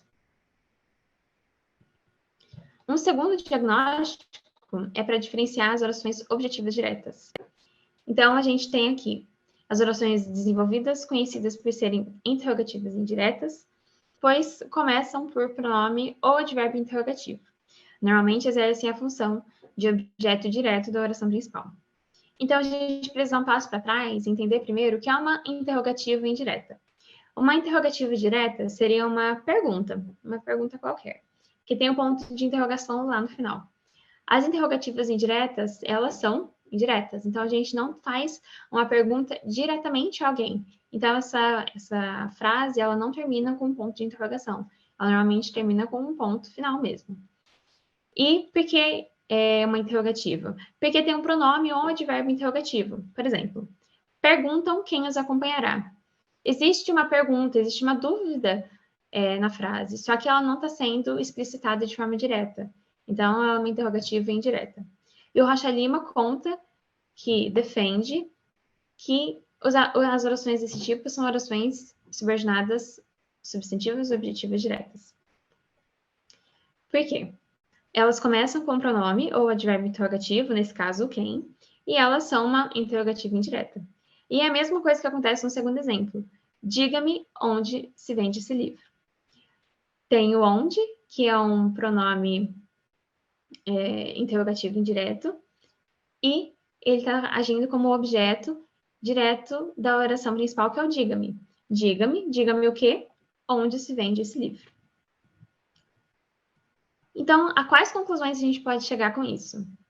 A gente pode entender que, através de algumas definições e diferenciações que foram propostas pelo autor, a gente já pode encontrar diagnósticos. Então, o objetivo principal do trabalho, que era encontrar esses diagnósticos para ajudar os professores, ele é sim possível, o que é uma boa notícia.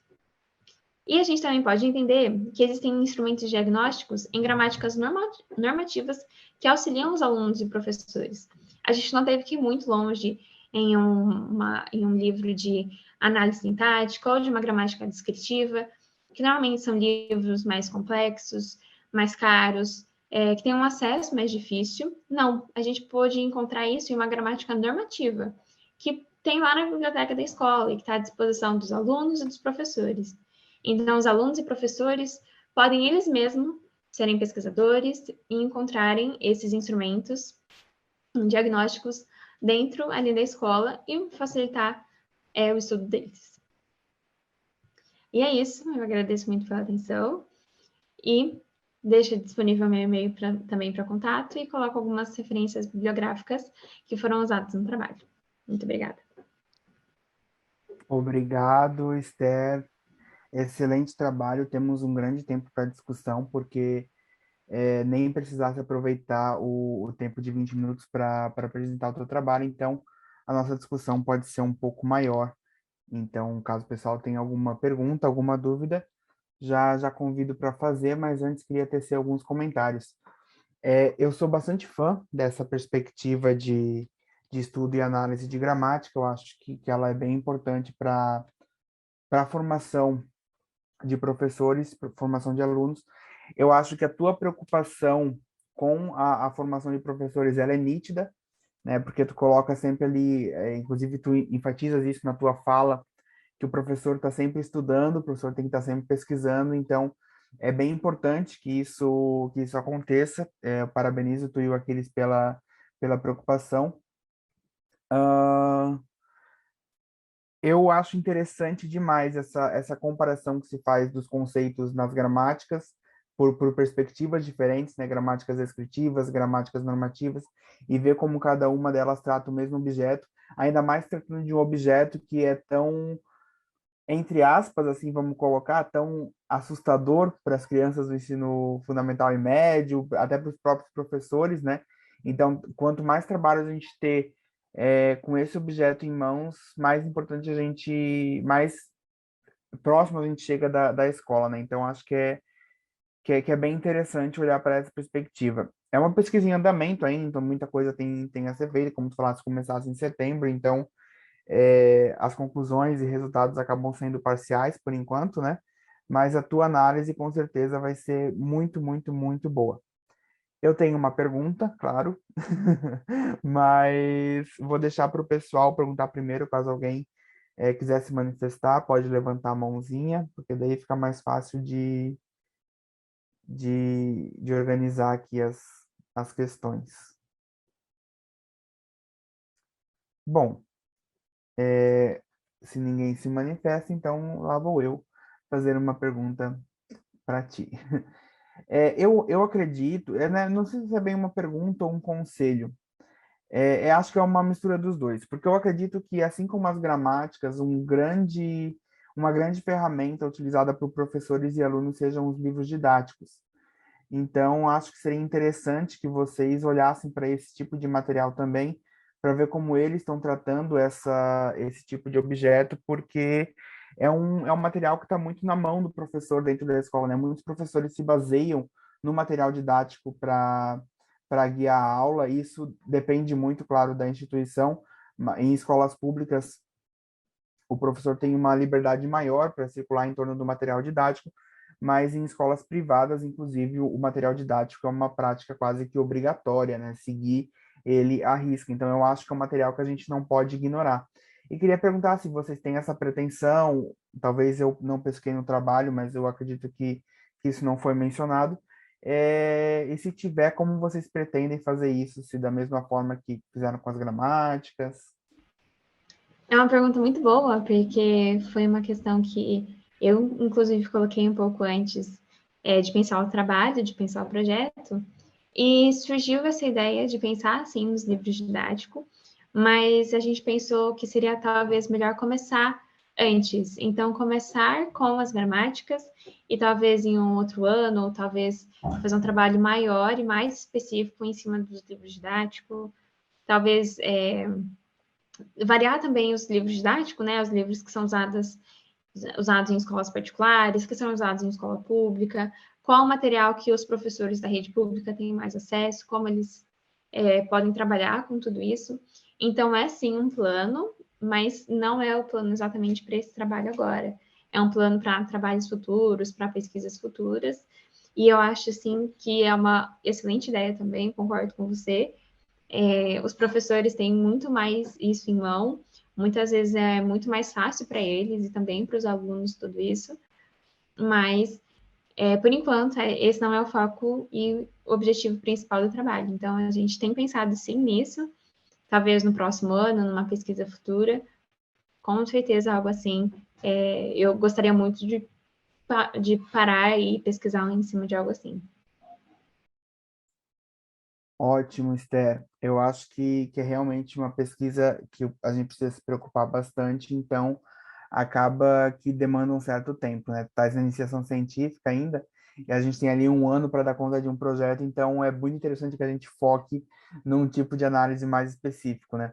Mas, se caso tu continues, eu acho que é uma sugestão bem bacana trabalhar com livros didáticos, e também uma coisa que eu já realizei por experiência própria, e é algo até que eu te sugiro, converse com Aquiles, né, também, sobre isso, mas uma sugestão para tempos não pandêmicos, é claro, mas é assistir aulas de professores quando o assunto seja esse, sabe? Porque daí a gente percebe quais são as dúvidas que os alunos têm, como os professores tratam disso em sala de aula, como que isso vai acontecendo lá no chão da sala de aula mesmo, sabe?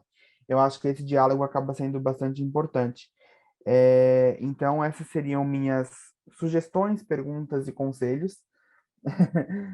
Claro, como tu falasse, a gente tem pouco tempo para analisar, tem pouco tempo para fazer as coisas aqui, então é super compreensível que não dê de fazer tudo em um ano. E também nem se sugere fazer tudo em um ano, até porque a gente quer uma pesquisa bem focada, bem profunda, e a gente sabe que não dá de abraçar o mundo se o nosso objetivo for esse, né? Aqui ele está falando aqui, inclusive na pandemia, de repente assistir às aulas do Centro de Mídias do Governo do Estado de São Paulo, até mesmo por serem temáticas.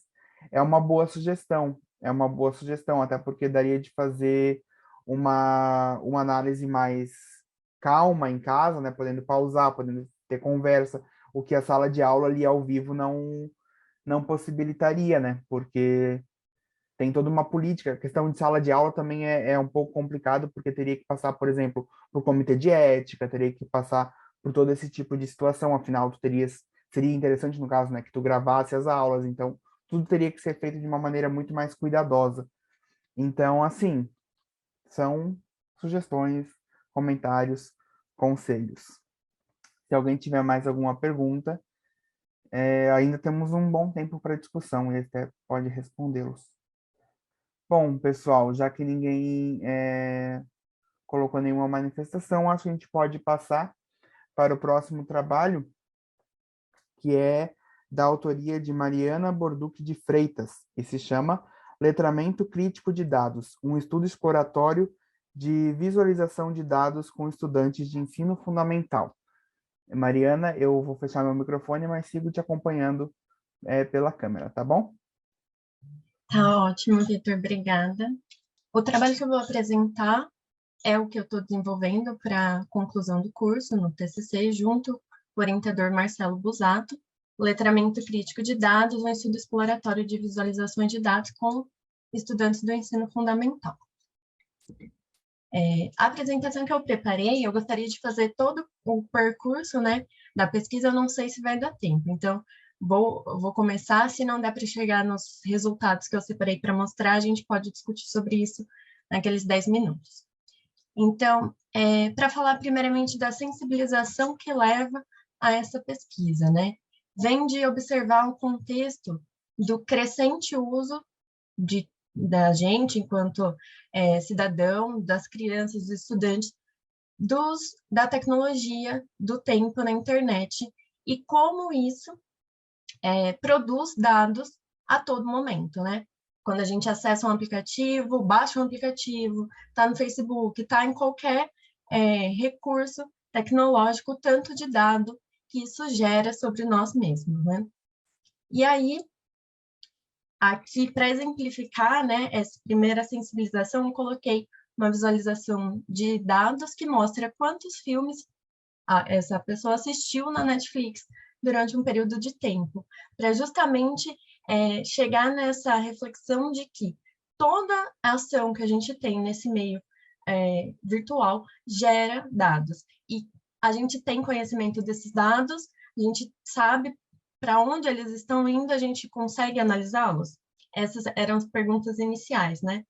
E aí, esse assunto muitas vezes vem na ciência de dados, na computação, na estatística, mas como a gente está a todo momento nas redes sociais, isso começa a fazer parte do cotidiano. E quando eu iniciei essa pesquisa lá, no final de 2019, começo de 2020, a gente teve o início da pandemia, que aí mais do que nunca as visualizações de dados fazem parte dos jornais, da mídia, da nossa conversa cotidiana. Então, elas produzem mais do que nunca os discursos que a gente tem. E qual é o impacto disso, né? Quando eu tenho os dados produzindo discursos, quando eu tenho visualizações de dados produzindo discursos, quão apto eu, como professora, e os meus alunos estão, né, para ler e lidar, interpretar criticamente esses textos discursivos. Então, o objetivo principal da pesquisa era produzir subsídio para o professor de língua portuguesa pensar em como abordar esses textos, né, essas visualizações de dados jornalísticas e midiáticas em sala de aula de forma coerente com a base nacional comum curricular e tendo uma ideia básica inicial de onde os alunos estão em relação a esse gênero, ou a esse texto, né? O que eles já sabem, quais habilidades eles têm, seja dos conhecimentos adquiridos no ensino de língua portuguesa, no ensino da matemática, geografia, onde as visualizações tradicionalmente apareceram, né? Inicialmente, o meu objetivo era olhar o material didático, mas aí numa discussão com o Busato, justamente a gente pensou, será que a gente tem subsídio teórico na linguística aplicada para já ter material didático voltado na interpretação das visualizações? E aí a gente mudou o caminho da pesquisa e foi justamente investigar a visualização de dado, a tipologia disso e como a gente poderia produzir um subsídio para aí sim analisar o material didático, né? Como comecei a apresentar, né?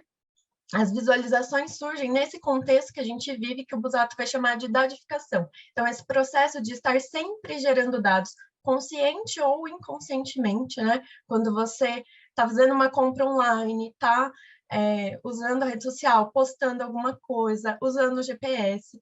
Então, consciente ou inconscientemente, produzindo dados, né? Uma atividade epistêmica que consiste em registrar e mensurar as mais diversas dimensões da natureza, inclusive do comportamento humano, gerando dados que, mediante operações estatísticas, humanas e não humanas, aí a gente pensaria na inteligência artificial, revelam informações e modelos preditivos capazes de gerarem valor econômico ou de outra natureza para alguém. Então, os dados que a gente está gerando ali de forma gratuita, né, no uso das redes, está gerando valor para alguém. E como que isso poderia gerar valor para a gente se a gente não for capaz de lidar com esses dados, né?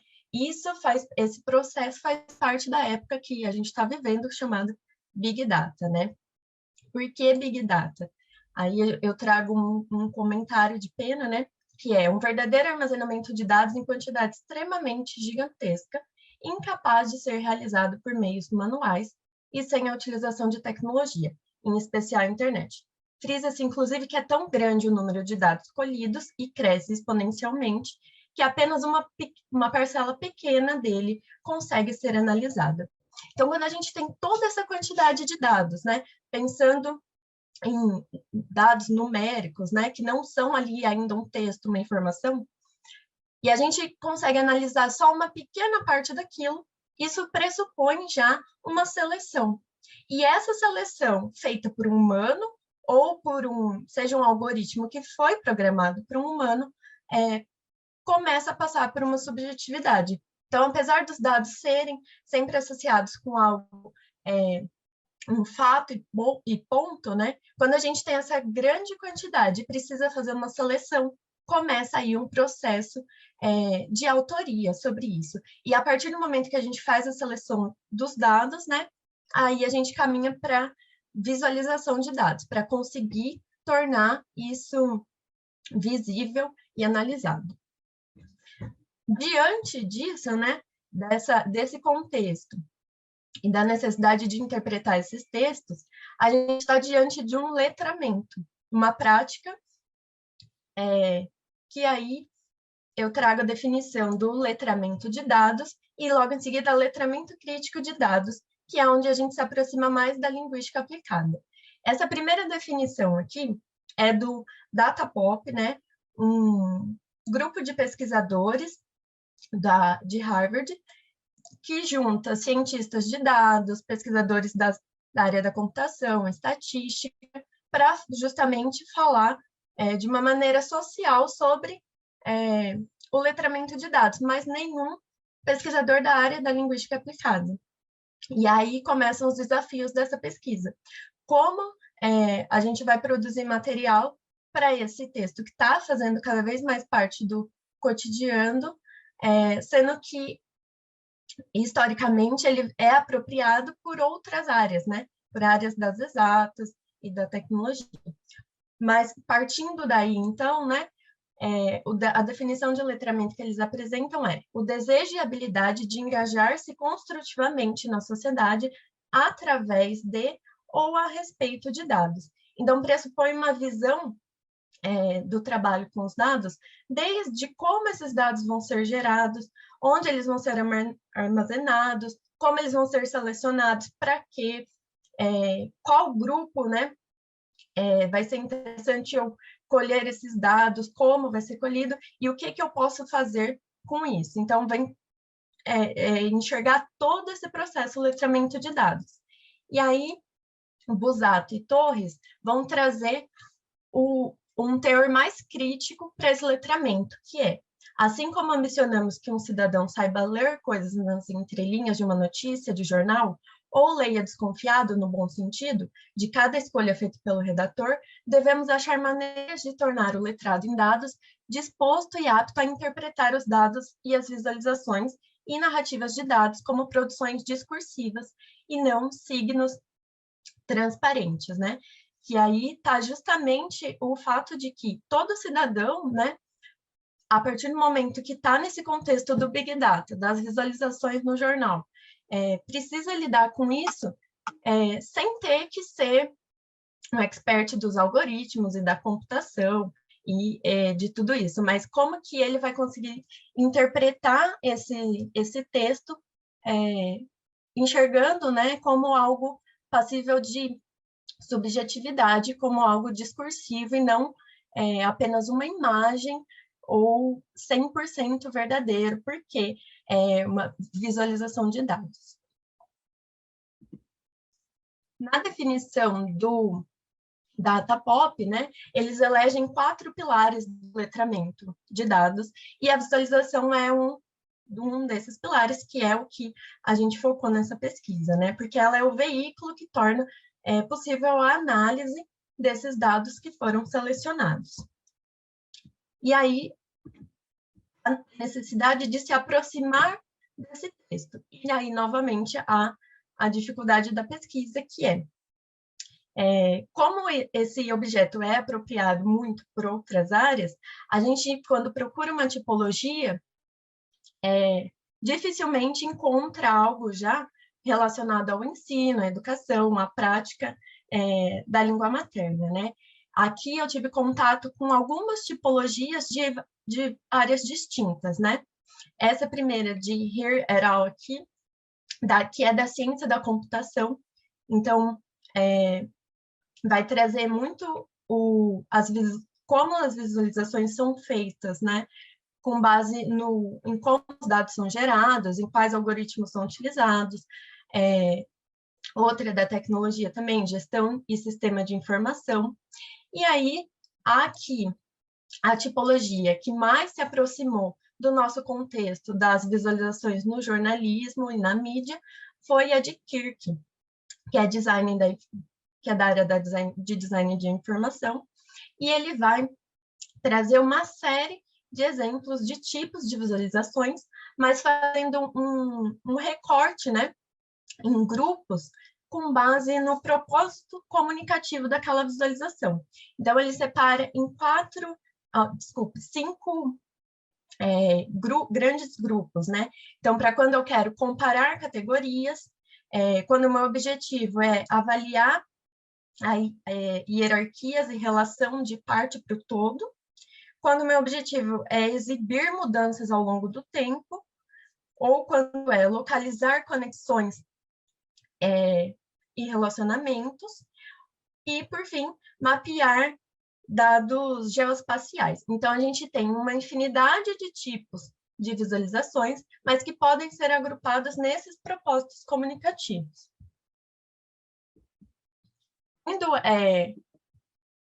Acho que eu passei errado.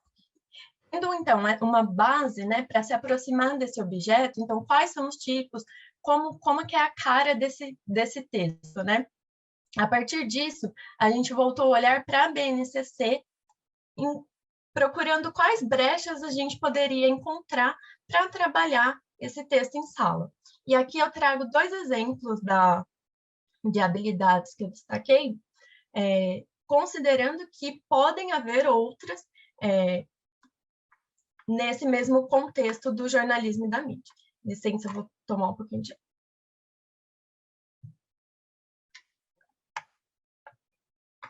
Então, a primeira habilidade que eu vou destacar, para a gente não ficar muito tempo, eu vou falar dos trechos aqui que já estão destacados, né? Então, essa habilidade de produzir, publicar notícias ali, vivenciando de forma significativa o papel de repórter. No contexto do Big Data, para a gente vivenciar esse papel de repórter, né, a gente tem que estar ciente de que muitas notícias vão ser produzidas a partir de dados ou em relação a dados, né? E como que eu vou apresentar essa notícia? Com qual visualização eu vou construir o meu discurso? Qual vai ser mais favorável ou menos para o discurso que eu quero produzir, né? Onde é que eu vou recorrer? Em quais fontes eu vou recorrer para ter as notícias, né? As bases de dados que eu vou recorrer. E aí, a habilidade completa, né? Compreender as condições de produções que envolvem a circulação desses textos e poder participar e vislumbrar possibilidades de participação nas práticas de linguagem do campo do jornal e do campo da mídia de forma ética e responsável, levando-se em consideração o contexto da Web 2.0, que amplia a possibilidade de circulação desses textos e funde os papéis de leitor e autor, de consumidor e produtor. Então, é justamente nesse contexto que a gente vai ter o jornalismo de dados e as visualizações vão estar cada vez mais presentes. Outra habilidade que eu separei para a gente evidenciar aqui é perceber e analisar os recursos estilísticos semióticos do gênero jornal e publicitários, os aspectos relativos ao tratamento da informação em notícias, como a ordenação dos eventos, as escolhas lexicais, o efeito de imparcialidade do relato, a morfologia do verbo em textos noticiosos e argumentativos, reconhecendo marcas de pessoa, número, tempo, modo, a distribuição dos verbos nos gêneros textuais, o uso de recursos persuasivos em textos argumentativos diversos e as estratégias de persuasão e apelo ao consumo com os recursos linguísticos discursivos utilizados. Então, aqui a gente tem 5 bastante... minutinhos, Mariana. 5? 5. A gente tem bastante recursos utilizados para interpretar de forma crítica ou produzir de maneira crítica os textos verbais, né? Tradicionalmente verbais. Só que o desafio aqui seria pensar, então, como que, assim como eu penso as escolhas lexicais num texto verbal, quais escolhas eu tenho que pensar quando eu estiver diante de uma visualização de dados, né? Como que eu sei os processos argumentativos que estão ali? Aquela visualização está servindo a qual argumento em maior valor ou em menor valor, né? Então, essa mesma lógica que a gente aplica no texto verbal, o desafio é construir subsídios para a gente conseguir aplicar justamente quando o texto verbal está em relação a um outro texto que também é discursivo, argumentativo, só que vem nessa imagem de gráficos, de visualizações. Para construir, então, e se aproximar desse objeto, a atividade prática dessa pesquisa foi fazer um estudo exploratório com um grupo de 8 alunos do ensino fundamental, eles são do 8º ano, né? É uma turma que eu tive contato em um primeiro momento, e eles fizeram uma atividade na matéria de matemática, onde eles tinham que fazer uma pesquisa na escola, perguntando, tendo alguma pergunta, por exemplo, qual o seu filme preferido, e perguntar para toda a comunidade da escola, fazer gráficos no Excel com base nisso. Então, de alguma forma, ele já tinha uma proximidade com esse objeto. E partindo daí, a grande pergunta é, será que mesmo tendo essa proximidade, eles conseguem interpretar de maneira crítica, eles conseguem reconhecer as visualizações não como meros produtos ali dos cálculos matemáticos, mas como um texto discursivo em outros contextos, né? E aí eu fiz um questionário com perguntas específicas às visualizações, foram 9 visualizações selecionadas, e uma pergunta sobre a origem dos dados e a confiabilidade. Então, para todas as visualizações, eles tinham que responder qual é a fonte do dado e se eles acreditavam que aquilo tinha credibilidade ou não e por quê, né? Não sei se vai dar da gente chegar, mas o questionário foi organizado, então, em perguntas fáceis, médias e difíceis. Pensando que as fáceis, ele tinha que localizar alguma informação simples na visualização. Na média, ele tinha que mapear mais dimensões que aquela visualização apresentava e também fazer inferência ou tirar conclusão baseada em algum conhecimento de outra área. Então, relacionar aquele texto com outros textos. E nas difíceis, ele tinha que pensar justamente o processo de produção daquele texto. Quais as escolhas do autor e o que aquilo impactou no discurso que aquele texto produziu. Eu vou apresentar rapidamente 2 resultados que mais chamaram a atenção por enquanto, depois a gente pode retomar. Nas perguntas fáceis, a gente tem aqui um gráfico dos resultados que, quando ele errou um critério que estava sendo analisado na pergunta fácil, acabou errando todos os outros, mesmo que eles fossem fáceis. Então, quando o aluno não conseguiu reconhecer o tipo daquela visualização, ele não conseguiu localizar os valores que estavam sendo perguntados no enunciado, não conseguiu mapear os fenômenos que estavam ali sendo implicados, e então o erro ali é constante na pergunta fácil quando ele não consegue reconhecer esse tipo de gráfico. E aí a gente retoma a importância da aproximação desse objeto, porque é o primeiro passo, né, para a gente conseguir saber se eu vou conseguir criticar, se eu vou conseguir pensar o processo de produção, é ter um mínimo de contato e entender ali, ao menos, o propósito comunicativo daquela visualização. Se ela está mostrando uma mudança ao longo do tempo, se ela está comparando algumas categorias, né? E aí a gente retoma essa importância da aproximação do objeto. O outro resultado que eu separei para apresentar vem das perguntas sobre a fonte. Era uma pergunta, nesse caso, aberta, né? Eles podiam elaborar a resposta ali. Aqui do lado tem, não sei se dá para ver o mouse, um exemplo de como eles escreveram. E aí a gente foi tabulando em classificações os argumentos que eles davam, né? E aqui alguns argumentos que mais chamaram a atenção. Muitos falam, eu acredito ou não acredito, eu confio ou não, porque sim, sem justificativa. Então, quão preparado eles estão para lidar com isso de acreditar ou não na fonte, né? Como que eu sei se uma fonte é confiável ou não? De onde vêm esses dados? Outro critério que apareceu para dizer que a fonte era confiável o gráfico é bem elaborado e complexo. E daí a gente tem um problema que é assim, se eu não tenho familiaridade nenhuma com esse texto, ele está produzindo um discurso que pode ser uma fake news, que pode ser algo realmente falso, mas é um gráfico que é impactante, que me chama atenção, é bem elaborado, passa uma imagem de verídico, eu acredito. E basta que ele seja impactante, né? Esse foi um argumento trazido por eles. Outro fato que chamou a atenção é quando eles dizem que os dados são de primeira mão. Então, por exemplo, a Prefeitura de São Paulo expondo dados sobre a cidade de São Paulo. Isso é um fator, um critério para ser considerado confiável. E a partir disso, né, a gente poderia pensar com eles a reflexão de, tá, então se quando os dados são de primeira mão, eles são super confiáveis, quanto de dados sobre você mesmo super confiáveis, né, você está produzindo? A gente é o melhor, teoricamente, né, segundo esse critério, melhor produtor, melhor fonte de dados sobre nós. E qual acesso a gente tem a esses dados nossos, né? E aí, por último, aqui que eu destaquei, os dados me parecem verossímeis. De novo, se um gráfico está expondo uma opinião que eu já tinha previamente, que eu concordo, eu acredito naquele gráfico, né? Daí vem de novo as questões de onde essas visualizações estão sendo veiculadas, aquela questão da nossa bolha na rede social, né? O que eu estou vendo e como isso vai de acordo ou não com a opinião que eu já tenho. Esses são dois dos resultados que eu separei, né? Mas aí a gente tem para analisar as questões médias, difíceis, os gráficos complexos, menos complexos. E agradecer a todo mundo que ouviu, fico à disposição para dúvidas.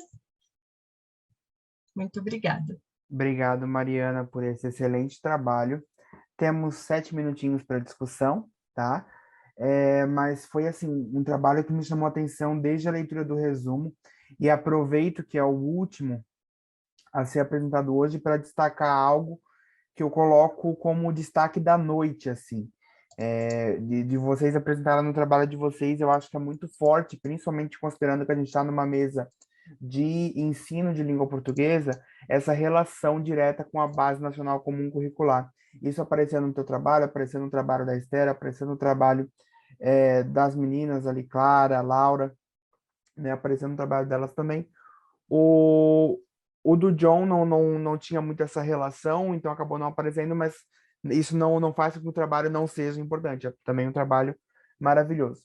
O teu trabalho, Mariana, ele me chama muita atenção porque ele coloca em jogo algo que está muito presente na nossa vida, no nosso dia a dia, né? A estatística ali, um gráfico. Hoje em dia a gente não analisa mais gráficos somente se a gente procura, né? Às vezes os gráficos chegam na gente porque a gente está rolando a timeline do Facebook e recebe a notícia de que a educação, a ciência brasileira teve um corte de 92%. E daí a gente pega e analisa um gráfico que mostra como que era o investimento da educação nos últimos 20 anos. Ou um gráfico que viralizou bastante agora foi o gráfico de preço da gasolina em vários países, mostrando a diferença, né? E usando para argumentar isso, eu quero destacar, porque foi uma coisa que destacasse ali no teu último slide, usando para argumentar que o gráfico era bem elaborado, eles diziam, mas olha, o Brasil é um dos últimos, um dos preços mais baixos de gasolina, né? Por que todo mundo está reclamando, sendo que o Brasil, na visão mundial, acaba sendo um dos mais baixos, e o gráfico todo bonitinho lá, comparando país por país. E esqueceram de colocar junto nesse gráfico a situação econômica do país, colocando, por exemplo, o salário mínimo de cada país, né? Porque isso faria toda a diferença se botasse em comparação e análise. Então, acaba que é uma questão muito importante de ser analisada, de ser estudada também por estudantes de ensino básico e na formação de professores de modo geral. Tu abraça bastante o conceito de letramento, eu acho que por aí a gente tem um bom caminho para prosseguir nessa questão. E a minha pergunta eu deixo para depois da audiência. Caso a audiência tenha alguma pergunta, são prioridade em questionar, mas eu tenho pergunta também. Pergunta e sugestão, na verdade. Se alguém quiser levantar a mãozinha para perguntar para a Mariana.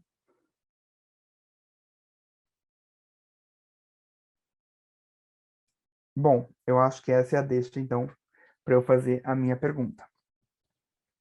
Assim como a interpretação, a produção de dados estatísticos, ela é muito importante de ser trabalhada em aula de língua, porque se está se tratando ali de um gênero textual também, querendo ou não, né? Isso mostra a interdisciplinariedade da língua portuguesa com a matemática. A gente vive numa sociedade cada vez mais numérica e prova disso é esse tipo de projeto que a gente consegue desenvolver, né?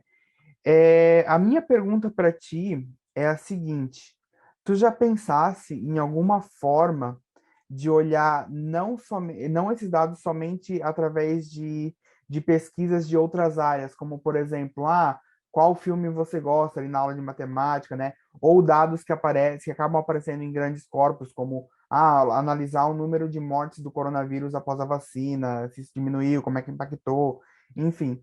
Já pensou em analisar isso, talvez usando dados das próprias pesquisas da área da linguística? Porque a gente também pode gerar dados de gráficos, de estatísticas, dados quantitativos. Isso a gente pode fazer, por exemplo, em testes de julgamento de gramaticalidade, aceitabilidade, ou outros recursos, experimentos que a gente pode tirar.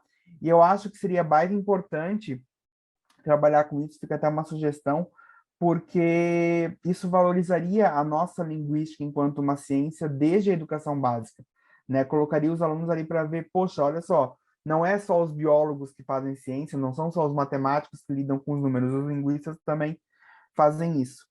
E se apegando um pouco à Base Nacional Comum Curricular, tu falasse ali que tu fosse atrás de recurso para analisar e para linkar isso com o teu trabalho, eu te trago outro. Se tu fores, até pesquisei aqui, se tu fores na página 9 da BNCC, tu vai encontrar a seguinte competência geral para a educação básica: exercitar a curiosidade intelectual e recorrer à abordagem própria das ciências, incluindo a investigação, a reflexão, a análise crítica, a imaginação e a criatividade para investigar causas, elaborar e testar hipóteses, formular e resolver problemas e criar soluções, inclusive tecnológicas, com base nos conhecimentos das diferentes áreas. Ou seja, a metodologia científica acaba sendo uma competência exigida pela base também.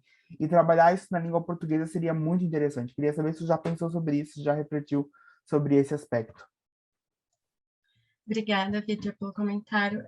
Você toca num ponto crucial, justamente, de que para a gente trabalhar o letramento crítico de dados, né, na sala de aula, a gente tem que estar preparado na formação. Então, é uma coisa que o Busato traz também, e não tem como não concordar aqui, você também falou, né?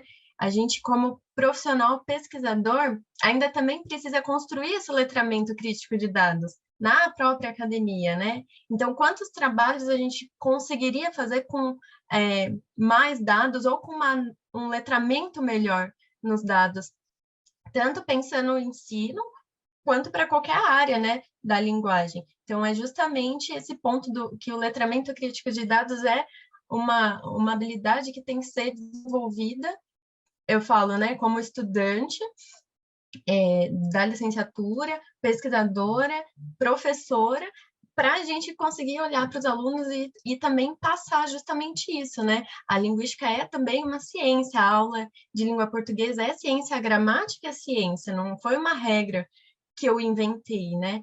Então, acho muito pertinente isso, e é o que eu espero que a gente consiga fazer realmente, né? Criar cada vez mais espaço na área da aula, né, de língua portuguesa, para trazer esses gêneros de uma forma que seja produtiva para a gente. E, claro, sempre considerando justamente essa transdisciplinaridade desse gênero, né? A gente tem que ter essa abertura para conseguir falar dos dados com um pouco de propriedade, se aproximando da matemática, né? Observando todas as áreas do conhecimento, mas acho que a nossa contribuição é justamente essa, de trazer para a nossa área como ciência e colocar esse potencial crítico que a gente sabe fazer muito bem, né? É isso que a gente domina, né? Interpretar os textos. Acho que é justamente isso que você disse. Ótimo, ótimo, ótimo. Pessoal, infelizmente não temos mais tempo para discussão, tá? Acho que foi uma noite muito legal, 4 trabalhos de grande excelência.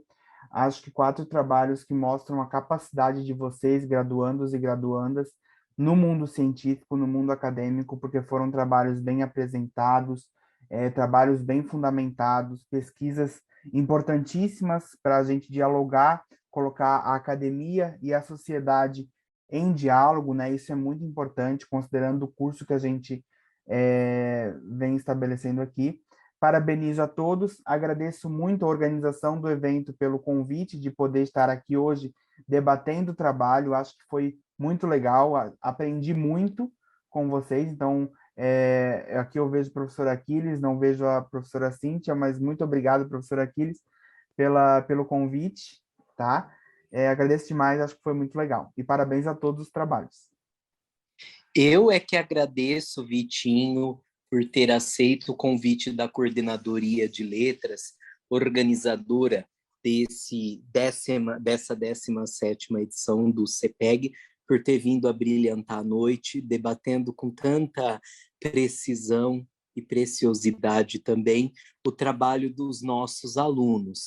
Os alunos estão de parabéns, eles são as grandes estrelas do nosso CEPEG, e eu estou muito feliz de ver essa mesa, não é? Ver o trabalho da Esther me orientando, ver o trabalho do John, ver o trabalho do grupo da Laurinha, ver o trabalho também da Mariana, não é? Eu devo talvez ter me esquecido de mencionar algum nome, creio que não, e gostaria de dizer muito obrigado aos alunos do IEL que abrilhantaram, e obrigado a você por ter abrilhantado nos debates. E a audiência, claro. Obrigado, Aquiles, pelas palavras. Bom, pessoal, então acho que é isso. A gente vai caminhando para o fim. Desejo uma ótima noite a todos, um bom resto de semana